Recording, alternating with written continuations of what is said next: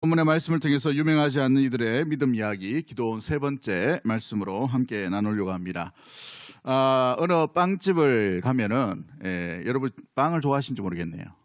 아침부터 식전부터 빵 이야기하니까 배고프실 텐데 저도 이 소보로 빵 이걸 참 좋아합니다.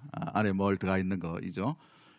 그 독특하게 전국에서 유명한 빵집인데 그 빵집 옆으로 지나가면 그 빵 냄새가 싹 나요. 먹어본 사람만이 알 수 있는 빵이죠. 그래서 이 먹어본 사람들이 줄을 서게 됩니다. 그래서 줄을 서서 2시간, 3시간이라도 그 빵을 사려고 기다리는 것을 보게 되죠. 왜 그렇습니까? 빵 맛을 뭐 하기 때문에요? 알고 있기 때문에 그런 것이죠. 또 먹어보면 다른 사람들에게 나눠주기도 하고 또 사가지고 또 가족들, 이웃들과 함께 먹기 위해서 이렇게 하는 것을 보게 되죠. 사랑하는 성도 여러분, 이 빵에는 빵의 향기가 나는, 또 이 빵 맛을 아는 사람은 그 빵 맛을 알기 때문에 그 향기가 있으면 그 빵 맛이 어떤지를 기억하게 되는 것을 보게 됩니다. 마찬가지로 은혜를 받은 사람, 하나님을 믿는 사람, 하나님을 만난 사람은 하나님을 만난 독특한 향기가 나타나게 되어 있습니다. 그것을 변화라고 말할 수가 있게 되지요. 예수님을 만나고 난 뒤에 우리는 어떤 변화가 일어났는지, 어떤 바뀜이 있었는지 오늘 본문에 있는 이 기도원을 통해서 예수 만난 이들이 나타나는, 예수 만난 심령, 예수 만난 하나님을 만난 이 기도원에게서 나타나는 아름다운 삶의 변화는 무엇인지를 오늘 말씀을 통해서 살펴보려고 합니다. 가장 먼저 기도원에게 나타난, 하나님을 만난 이 기도원에게서 삶의 어떤 변화가 일어나게 되었습니다. 가장 먼저 우리가 기억해야 될 것은 무엇보다도 이 기도원의 삶 가운데 뭐예요? 변화의 삶, 회개의 삶이 일어났음을 바라보게 됩니다. 그 지난주 거 자막입니다. 이번 주 거 자막을 띄워주세요. 지난주 거 자막인데, 자, 이 하나님을 만난 기도원의 삶에 있어서 가장 먼저의 변화는 한번 따라하겠습니다. 회개의 삶이었습니다. 회개하는 삶이었습니다. 여러분, 회개하는 삶은 어떤 삶일까요? 무엇을 회개라 할까요? 회개의 삶은 말만 그냥 내 잘못했습니다, 내 회개합니다, 내 용서해 주십시오, 이게 회개일까요? 그렇지가 않아요. 참된 회개의 삶은 과거와의 단절이고 죄와의 단절을 선언하고 과거로 돌아가지 않으려고 하는 몸부림 가운데 있는 것을 말씀해 주고 있는 것이지요.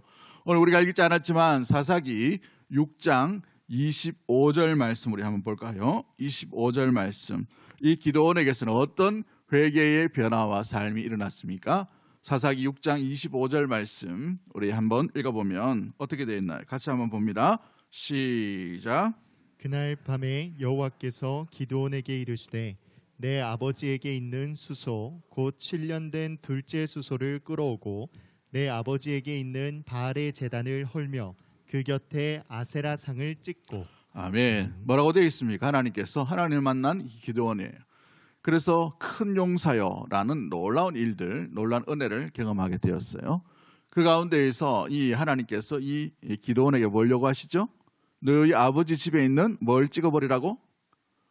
바알과 너희 동네 성읍에 있는 아세라 상을 찍어버리라라고 되어 있어요. 야, 하나님 해도 너무한 거 아닙니까? 라고 생각할 수 있죠. 당시에 바알과 바세라 이 신상은 마을의 문화입니다. 문화. 이 토착, 이 가나안 땅의 문화와 같은 그런 의미를 모습을 보게 되지요. 농경 문화에 있던 이 가나안 땅에서 주신이 누구였냐면 바알과 아세라 신입니다. 풍요와 비의 신이다라는 것을 말해주고 있죠. 반드시 이 두 신이 함께 갑니다. 바알과 아세라 부부이기 때문에 그런 거예요. 그래서 풍성함을 이렇게 베풀어주는 주된 신이 누군가? 바로 이 바알과 아세라의 신입니다. 이게 어디까지 따라가냐면 이스라엘 패망할 때까지 바알과 아세라를 섬기고 있는, 심지어 수백 년, 수천 년까지도 섬기는 아주 지독한 이 토착 문화의 어찌 보면은 생활과의 같은 그런 것 같은 이 신이 바로 이 바알과 아세라 신이란 말이죠. 그런데 하나님을 만난 이 기드온이 가장 먼저 한 일이 뭡니까? 하나님의 말씀의 요구예요. 가서 뭘 하라고 돼 있죠? 그냥 섬기지 마라 이게 아니고 뭘 하란 말이에요? 찍어버리라는 것도 있어요. 찍어버리라. 나무로 된 이 우상을 완전히 회파시켜버리라라고 되어 있어요. 왜 이렇게 했을까요? 왜 하나님은 이렇게 굉장한 요구를 기드온에게, 이제 처음 만난 이 기도원에게 말씀하십니까? 주님을 따르고 주님을 온전히 섬기기 위해서는 이 우상 바알과 아세라로는 함께 갈 수가 없음을 말해주고 있는 것입니다. 과거와의 완전한 단절, 이 죄와의 이 근절이 있지 않고서는 하나님을 온전히 쫓을 수 있다 없다? 없다는 것을 말씀해 주고 있는 것이죠. 그도 그럴 것이 이 하나님을 만났던 이 기도원이 이 말씀을 듣고 나는데 부담스러워야 되는데, 마음 가운데 뭔가 두려워야 되는데, 뭔가 숨어서 타작마당 가운데에서 추수를 했던 이 기도원이었으면 도망갔어야 되는데 그렇지가 않아요. 어떤 삶을 봅니까? 26절 말씀을 보시면, 오늘 보면 우리가 26절 같이 봅니다. 시작. 또 산성 꼭대기에 내 하나님 여호와를 위하여 규례대로 한 제단을 쌓고 그 둘째 수소를 잡아 내가 찍은 아세라 나무로 번제를 드릴지니라 하시니라. 아멘. 이 일을 그대로 하는 것을 보게 되죠. 실천하게 되는 것을 보게 되죠. 바알과 아세라를 섬기는 것이 아니라 하나님을 섬기기 위해 온전히 나아갔던 것을 보게 됩니다. 그래서 마을 주민들과 아버지가 이 두렵고 떨림으로 말미암아 어떻게 해서 이 일이 일어났는가라고 볼 때에 이 기드온이 했다라고 했어요. 그래서 죽이려고 마을 사람들이 찾아오죠. 그럴 때 자기 아버지가 뭐라고 말합니까? 바알과 아세라를 이 회파시켰으므로 바알이 보복해도 보복하지 왜 사람이 보복하느냐라고 이렇게 얘기합니다. 그래서 별명을 뭐라고 지어줍니까? 여룻바알이라, 바울과 싸웠다라고 이렇게 되어 있어요. 바울과 싸웠다. 여러분, 이 과거와의 단절, 이 죄의 근절이 있지 않고서는 하나님을 온전히 따라갈 수 없음을 하나님께서 보여주십니다. 그와 마찬가지로 이 기도원은 그 일 가운데 하나님의 부르심과 하나님의 순종 가운데에 하나님의 이 요구함 가운데 한 번의 망설임도 없이 과거를 단절해 버립니다. 그 마을에 있는 주신이었던 바알과 아세라를 완전히 회파시켜 버려요. 그리고 하나님을 온전히 쫓아가는 모습들을 보게 됩니다. 왜 이런 삶을 살아갈까? 하나님은 질투하는 하나님이신 줄 믿습니다. 하나님이냐 바알이냐 이 관계 가운데 어정쩡한 관계를 두고 보지 못하시는 하나님이 이스라엘의 참 하나님이요 우리가 믿는 참된 하나님인 줄 믿습니다. 그러기에 하나님은 뭐라고 말씀하십니까? 출애굽기에 보면 34장 14절 말씀에 너는 다른 신에게 절하지 말라. 여호와는 질투하는 이름하는 질투의 하나님이니라 라고 되어 있어요. 질투하시는 하나님이다 라고 되어 있죠. 그렇습니다. 하나님을 쫓는다고 했는데 이 기도원이 하나님을 쫓지 아니하고 바알을 쫓으면서 함께 나간다는 것은 하나님이 그와 함께 할 수 없음을 말씀해 주고 있는 것입니다. 바알을 선택하든지 하나님을 선택하든지 그 가운데에서 이 기도원은 과감하게 누구를 선택합니다. 되게 됩니까? 네, 그렇죠. 바알과 아세라를 무너뜨려 버리고 하나님을 온전히 쫓는 참된 회개의 삶을 살아가는 것들을 보게 됩니다. 여러분, 그러므로 회개가 무엇이냐? 과거의 죄와 완전히 결별됐는가? 이것이 바로 죄의 회개의 모습들, 돌아선 자의 온전한 모습이에요. 죄와 함께 하나님을 섬길 수 없기 때문에 죄 가운데 가는 것이 아니라 하나님만을 쫓는, 하나님만을 바라보는, 그로 인하여서 질투하시는 하나님의 그 요구 앞에 과감하게 자기의 삶의 변화를 보여주는 것이 바로 이 기도원의 참된 변화의 모습들 가운데 있는 것입니다. 하나님을 섬긴다 했는데 여전히 죄 가운데 가고 여전히 과거 가운데 가면 어떻게 될까요? 여러분, 그것은 회개가 아니라 회개의 흉내를 내고 있는 모습들을 보게 됩니다. 사람은 속일 수 있어도 누구는 속일 수 없어요? 하나님은 속일 수 없습니다. 하나님은 중심을 보고 계시는 하나님인 줄 믿습니다. 여러분, 그러기에 우리가 참되게 주님을 따를 준비가 되어 있는가? 예수님을 만나고 난 뒤에 진짜 변화되었는가? 진짜 회개했는가? 우리 자신이 무엇을 더 바라보고 있는가? 무엇을 더 생각하고 있는가? 어떤 모습들이 있는가? 하나님 앞에 엎드려 기도함에도 불구하고 하나님이 아니라 다른 어떤 가치관, 다른 어떤 생각들, 과거에 얽매였던 그것들에 계속해서 한 발자국 또 이렇게 발을 디디고 있다면 우리는 이중적인 크리스찬으로 나아갈 수밖에 없는 것이죠. 여러분, 그렇습니다. 한 예를 들지요. 어느 대구에서 사역할 때 있는 일이었는데 교구 사역을 하다가 한 분이 무당이었었어요. 무당. 눈이 아주 매섭더라고요. 눈이 보통 사람 눈과 달라요. 그래서 이제 전도가 되어가지고 예수님을 믿게 되었다고 합니다. 얼마나 기적인지 너무너무 감사하고 그 집에 신방을 갔는데 야, 기겁을 하겠더라고요. 이게 뭐 신주단지하고 막 불상 뭐 희한한 것도 많대요. 뭐 이렇게 쫙 세워놓고 이렇게 했었어요. 그러니까 예수 믿는다고 이제 막 그 가서 예배 드리고 이렇게 했었어요. 그러고 난데 이분이 얼마 있다가 이제 전화가 오게 되었어요. 전화가 왔는데 어떻게 전화가 오게 됐냐면 집에 내가 우상 이거 다 부셔버렸다 이렇게 이야기한 거예요. 얼마나 감사합니까? 남의 집 이야기라고 감동도 별로 없는 것 같아요. 너무너무 감사해서 막 전화기 듣고 할렐루야라고 하는데 왜 전화했냐 하니까 뭐 그거 보고 가려고 했냐 하니까 그게 아니고 다 치웠는데 한 개를 못 치겠다는 거예요. 그게 뭐냐 하니까 신주단지를 못 치겠다는 거예요. 자기가 모시고 있는 자기가 처음 만났던 신이래요. 그러니까 이걸 못 치우겠으니까 이거 치우면 혹시나 자기가 해코지 당할까 싶어가지고 그 교회에서 좀 나오셔가지고 이거 좀 치워주시면 안 되겠냐 이렇게 하는 거예요. 얼른 봉고를 끌고 이렇게 갔어요. 가가지고 목사님 몇 분하고 찬송가 열심히 부르고 기도 열심히 하고 막 말씀도 엄청나게 뭐 부흥의 아들씨 막 선포하고 난 뒤에 한 20-30분 기도하고 예배 드리고 난 뒤에 신주단지 어딨냐 하니까 저기 있다고 얘기하더라고요. 자기는 나갈 테니까 내 안 보는 데서 좀 치워달라고 그렇게 얘기하더라고요. 되게 무서워하더라고요. 그래서 그걸 들고 가게 되었어요. 이거 맞냐고 하니까 제가 나가면서 보니까 맞다고 하더라고. 그래서 아주 치우겠다고 하고 오게 되었어요. 그분은 자기의 얼매였던 것, 아직 붙들고 있었던 이 신주단지를 포기하고 버려달라는 그 순간에 회개가 일어난 것이죠. 이게 참된 회개입니다. 근데 다음 날 또 전화 왔어요. 갑자기 전화 왔는데 신주단지 어떻게 했냐 물어보더라고. 그래서 이거 또 과거로 돌아가나 싶어가지고 왜 그러시냐고 쓰레기통에 버렸다고 하니까 그게 아니고 가만 생각하니까 신주단지 안에 금덩어리를 넣어놨는데 갑자기 생각난다는 거예요. 신주단지를 버리더라도 금덩어리는 좀 찾아달라. 이래가지고 쓰레기통 다 뒤졌어요. 3명이서 막 쓰레기통 막 양복 입고 쓰레기통 다 뒤지게 해가지고 겨우 찾아가지고 금덩어리는 이게 돌려드리고 이렇게 신주단지를 다 이렇게 하고 있습니다만, 사랑하는 성도 여러분, 우리가 회개했다 하는데 하나님을 온전히 붙들고 있느냐, 아니면 나만의 손대지 못하고 나만의 이 나아가지 못하는 그 영역 가운데 있는 그 신주단지와 같은 것을 아직 여전히 붙들고 있는가? 여러분 어떤가요? 오늘 이 아침 가운데에 여러분의 신주단지를 마음 속에서부터, 생각 속에서부터, 여러분의 중심 속에서부터, 여러분의 경험 속에서부터 던져버릴 수 있는 참된 회개가 일어나게 되기를 주 이름으로 간절히 축복합니다. 두 번째, 이 기도원 가운데서 일어났던 참된 변화의 모습은 무엇일까요? 죄와 멀어지고 참된 회개에서만 모으는 것이 아니라 진실한 예배자로 온전히 나아가는 것을 보게 되지요. 좀 전에 우리가 읽었던 본문 가운데 있는 6장 25절 말씀 가운데에 25절 26절 가운데 아세라 신상을 부셔버리고 그 다음에 어디로 나갑니까? 26절 말씀 우리 한번 볼까요? 26절 말씀 같이 보면 산성 꼭대기에 내 하나님 여호와를 위하여, 누구를 위하여요?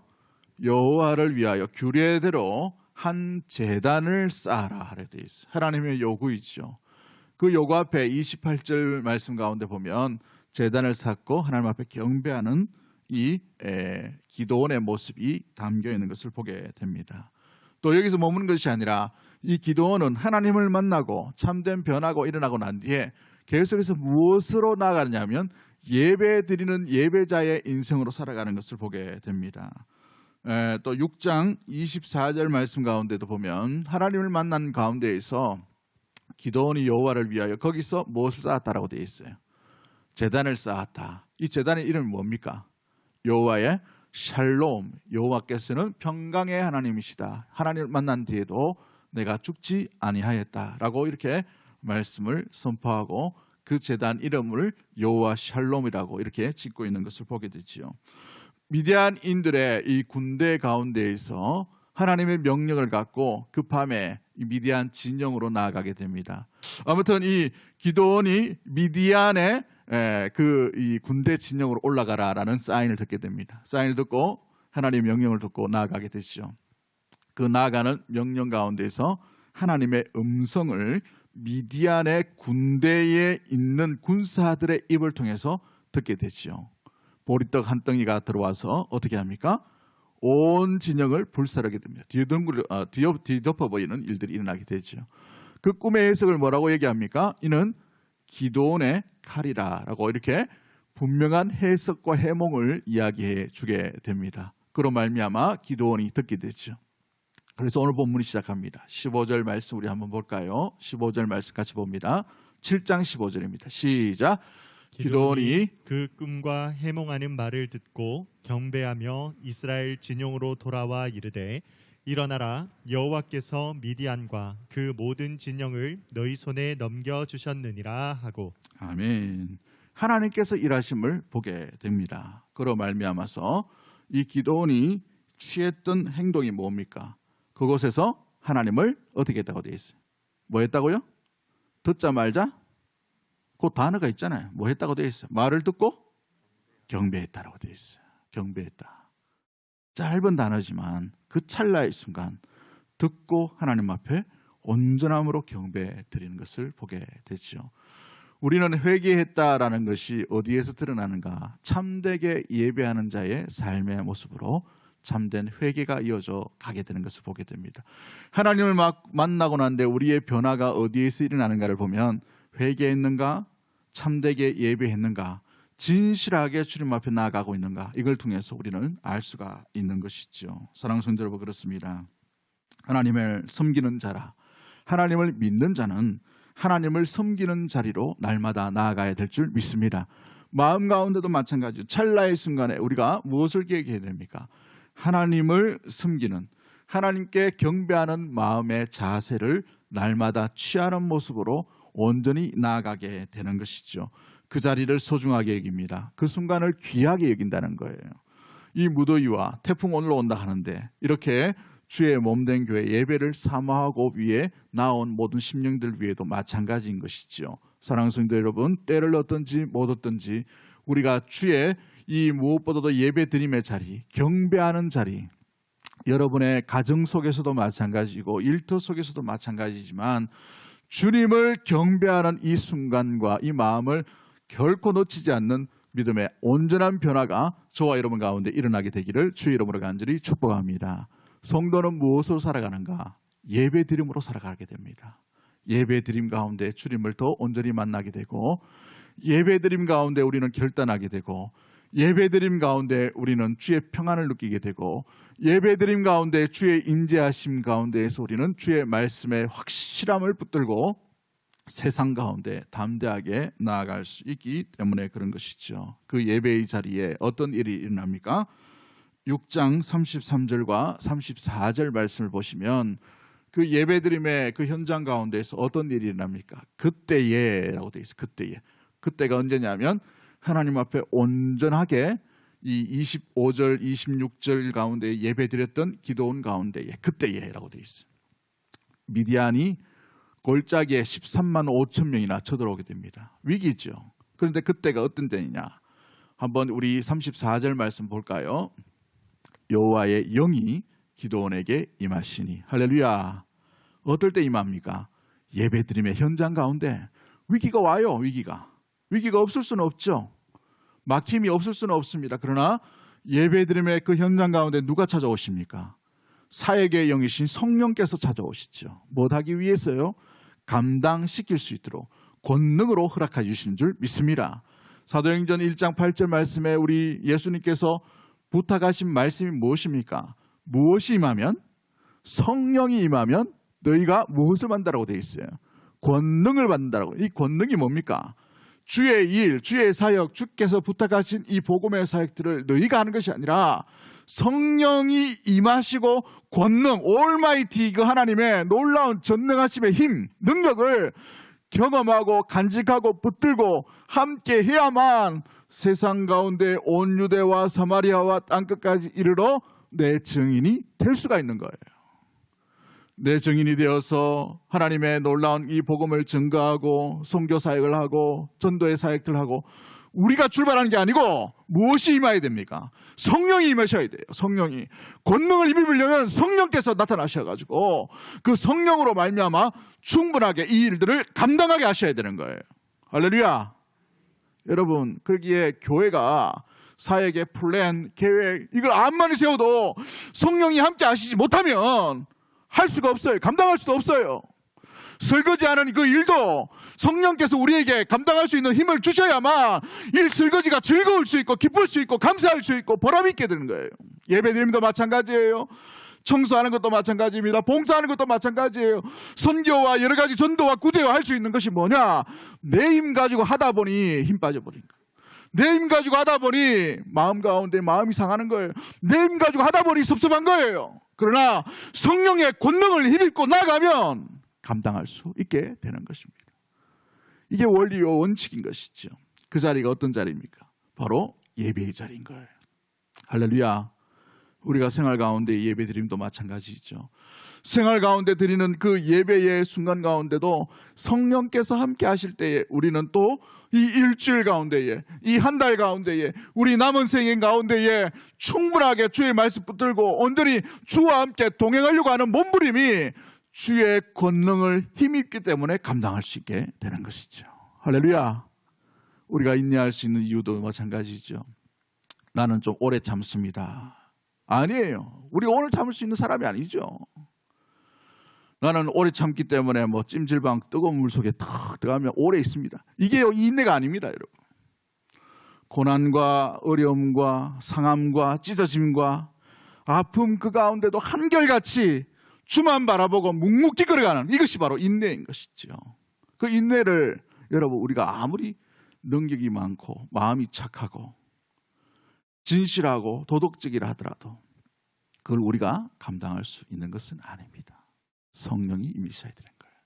주의 영이 임하셔야 미디안을 칠 수 있고, 주의 영이 임하셔야 아말렉도 칠 수 있고, 주의 영이 임하셔야 내 생활의 문제와 아픔과 여러 가지 난공불락의 어떤 둘러싸여 있는 여러 가지의 아픔들 가운데서도 돌파할 수 있는 힘과 능력들이 바로 여기에 있는 것이죠. 사람의 계획으로 우리가 무엇을 다 계획하면 여기에 부자 아닌 사람이 어디 있겠어요?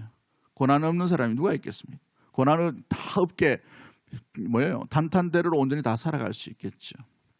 마음의 불평도 없이 마음의 늘 평안 가운데 평강 가운데 할 수 있겠죠. 그러나 여러분 우리의 인생이 어찌 보면 만만치 않죠. 우리의 계획대로 되는 것이 아닙니다. 우리의 계획대로 되지 않기 때문에 그게 인생인 거예요. 그러나 주의 인도하심을 따라 나아가고 주의 권능의 영이 우리 가운데 임하시면 우리는 우리의 길을 걷는 게 아니라 주의 부르심대로 온전히 그 일들을 충분하게 감당할 수 있게 될 줄 믿습니다. 이것이 바로 참된 변화가 일어나는 아름다운 삶의 모습인 것이지요. 여러분 무엇이든지 주의 영이 함께하는 그런 믿음의 모든 성도와 가정과 교회가 되기를 주의 이름으로 간절히 축복합니다. 미국에서는 제일 무서운 욕이 뭐냐면 성령 받지 못하고 목회해라 이거예요. 이게 제일 무서운 욕입니다. 우리는 그게 욕인가 이렇게 생각할 수 있겠지만 우리는 뭐 10원짜리 정도 해야 욕일 수 있겠지만 그 미국 사회에는 제일 큰 욕이 그거예요. 무슨 욕이냐? 하나님이 함께하지 않고 목회해라는 말이에요. 하나님이 함께하지 않고 생활하라는 겁니다. 하나님이 함께하지 않고 일하라는 거예요. 하나님이 함께하지 아니하고 가정생활을 하라는 거예요. 하나님이 일하지 않고 하나님이 함께하지 않는 가운데 계획하라는 거예요. 이게 가장 무서운 욕입니다. 그러기에 우리가 우리의 출발이 우리의 일어섬이 우리의 나아감이 어디에서부터 출발되는가? 주의 영이 임하시는 권능이 임할 때까지 우리 주님께서 제자들에게 뭐라고 말씀하십니까? 기다리라라고 말했죠. 나가지 말라는 거예요. 기다리라. 왜요? 그 힘이 그 능력이 그 교회로서의 온전한 삶이 그 박해와 수많은 대적자들이 기다리고 있는 그 삶 가운데 있는 그 두려움 가운데 있는 독사의 솔고 같은 그 세상 가운데 던진바되는 이 제자들이 살아갈 수 있는 것은 그들의 힘과 그들의 계획과 그들의 경험이 아니라 오직 성령이 임하셔야 권능을 받고 그 권능 가운데에 그 일들을 주님께서 주시는 힘을 따라 온전히 나아갈 수 있게 되는 것이죠. 그렇습니다. 성도는 예배의 자리 그 삶 속에서 주의 영이 함께 하심으로 말미암아 오늘 우리 삶 가운데 주어지는 여러 가지 난공불락과 같은 어려움 앞에서도 주의 권능 가운데에서 능히 감당할 수 있도록 이끄심 따라 온전히 나아갈 수 있게 되는 것이죠. 우리 금요일 날 몇 주 전이죠. 지선 전사님 오셔가지고 간증을 할 때 뭐라고 간증했습니까? 이 고난, 왜 이렇게 고난이 오는가? 왜 이렇게 아픔이 오는가? 왜 자기는 자기 아버지에게 버림을 받아야 되는가? 왜 자기의 자녀는 이렇게 정기 감전으로 손가락이 날아가 버리고 사망에 이렇게 사지 가운데 온전히 이렇게 나아갈 수밖에 없었는가? 이렇게 불평하고 원망할 수 있는 그런 상황 가운데 있어도 가만히 생각하니까 뭘 얘기합니까? 고난 가운데서도 주님과 함께하기에, 주님이 능력 주시고 주님이 은혜 주시기에 고난 속에서 나는 소풍 가는 것 같습니다 라고 되어 있어요. 여러분, 소풍 가는 인생이 아니에요. 눈물 나는 인생이죠. 그럼에도 불구하고 그녀가 고백하는 이유가 뭡니까? 감당할 수 있는 주의 영이 임하셨기 때문에 그런 것이죠. 오늘 우리 세상으로 나아가는 믿음의 성도 여러분, 유명하지 않는 여러분들이 유명하게 나아갈 수 있는 비결은 딱 하나입니다. 주의 권능인 성령의 영이 임하셔야 될 줄 믿습니다. 그러면 13만 5천이 아니라 우리를 넘어뜨리게 하는 수많은 적군이라 하더라도 우리는 능히 내 힘이 아니라 주님의 주신 권능으로 인하여 능히 감당할 수 있게 소풍 가듯이 온전히 살아가는 놀라운 일들이 일어나게 되는 줄 믿습니다. 그 은혜의 하나님과 온전히 동행할 때에 우리는 어떤 인생을 살아갑니까? 15절 말씀에 일어서는 인생을 나가요. 일어서는 라이즈업, 겟업, 쿰이라는 히브리어로 얘기하는데 일어서는 인생이에요. 주저앉는 인생이 아닙니다. 내가 일어나려고 하니까 안 돼요. 내 계획으로 내 전략을 하다 보니까 인생이 꼬이는 겁니다. 주님이 주신 능력 가운데 있을 때 우리는 진짜 일어서는 인생이요, 일어서는 가정이요, 일어서는 교회로 온전히 나아가게 되는 줄 믿습니다.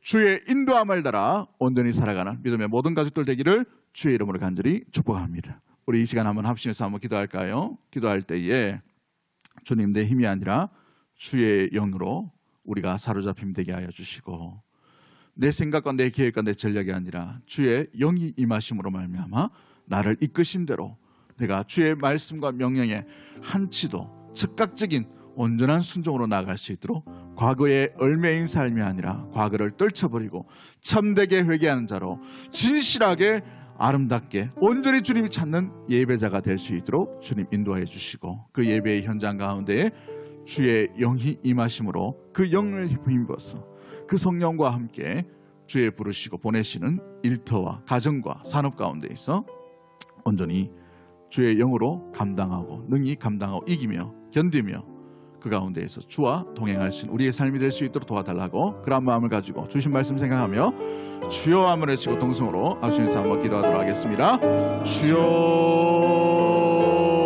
아버지 하나님 감사합니다. 주의 놀라운 말씀 함께하여 주시고 살아주시옵소서. 하나님께서 주시는 진실한 하나님 아버지 말씀 가운데 역사하여 주시옵소서. 나의 우리가 안에 들어서 나아갈 수 있게 주여 주시옵소서. 이를 위하여 우리의 삶 가운데 있는 죄악들을 내 힘이 아니라 아버지의 주의 권능에 하나님 아버지 조금이라도 주님께서 그럴 때 우리가 아버지 주저앉는 인생이 아니라 몰래 아버지 숨겨진 인생이 아니라 비겁하게나 도망하는 인생이 아니라 일어서는 인생으로 날마다 나아가게 되는 줄 믿습니다. 아버지, 그러기 위해 우리가 아버지의 과거에 얽매 있는 삶이 아니라 온전히 회개하고 참되게나 죄와 단절하며 아버지 하나님 참되게 주님을 나를 진실하게 찾는 자로서 예배의 자리를 삼아하고 어떤 순간에도 주님을 경배하며 나갈 수 있는 믿음의 모든 것들 될 수 있도록 주님 인도하여 주시옵소서. 그럴 때에 주의 영이 임하게 되는 줄 믿습니다. 주의 역사하심을 따라 아버지 하나님 충분히 우리 가운데 하나님 있는 고난, 변하지 않는 하나님 세상 가운데 있다 하더라도 두려워하지 않고 근심하지 않고 일어서는 인생, 일어서는 심령, 일어서는 가정, 일어서는 교회가 될 수 있도록 주님 인도하여 주시옵소서. 주께서 능력으로 함께하여 주심을 믿습니다. 주여 함께하여 주시고 인도하여 주옵소서.